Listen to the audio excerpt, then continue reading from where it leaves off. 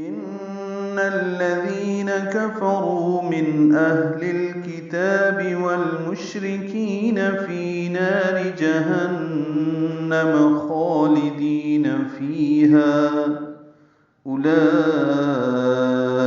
هم شر البرية۔ اس سورہ کی پہلی آیت بھی دیکھ لیجئے، وہاں بھی من اہل الکتاب والمشرکین ہے، اور اسی طرح سورۃ البقرہ آیت نمبر 105 میں بھی دیکھیے، وہاں میں بھی الفاظ ملتے جلتے ہیں۔ ان میں نون مشدد پہ غنہ ہے، نون کو الذین کے لام سے ملانا ہے، تو ان الذین ہوگا، دال کو نرمی سے پڑھیں گے اور 2 حرکات لمبا کریں گے، مد اصلی ہے یا مد۔ کفروں میں کاف فا جلدی پڑھیں گے، کاف باریک ہے، را پر ہے، رو واو مد ہے، 2 حرکات لمبا ہے۔ من اہل الکتاب میں اظہار ہے نون ساکن کے بعد حمزہ آنے کی وجہ سے، حمزہ اور ہا دونوں اقصی حلق سے ادا ہوتے ہیں۔ اور ہا ساکن ہے، اس میں ہمس ہوگا، سانس جاری رہے گی۔ للکتاب میں لام کو لام سے ملانا، اظہار قمری ہے، کاف تا باریک ہے، تا کو 2 حرکات لمبا کرنا ہے۔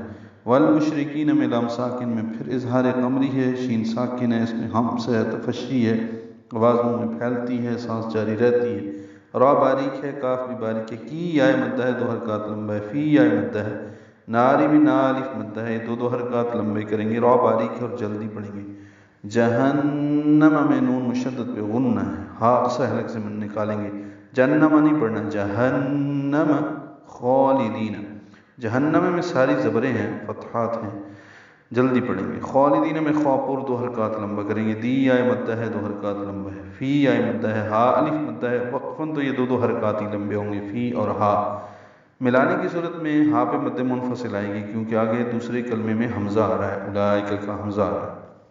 پھر ہم اس کو 4 حرکات لمبا کریں گے، یعنی خالدین فیہا اولئک ہم شر البریہ پڑھیں گے۔